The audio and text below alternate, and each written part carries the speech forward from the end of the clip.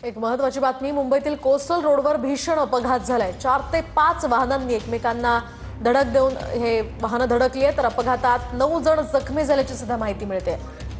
अतिशय भीषण हा अपघात कोस्टल रोडवर झालेला आहे। मुंबईतील कोस्टल रोडवर 4 ते 5 वाहनं एकमेकांना धडकली आणि त्यातूनच हा अपघात झाला। या वाहनांची अवस्था आपण पाहू शकतोय, त्यामुळे त्याचा अंदाज आपल्याला येऊ शकतो कशा पद्धतीने हा अपघात झाला असेल। दरम्यान या संदर्भात आमच्या प्रतिनिधी गिरीश गायकवाड यांच्याकडून अधिकची माहिती जाणून घेऊयात। गिरीश, नेमका कसा अपघात झालाय, काय परिस्थिती या संदर्भात जखमींविषयी?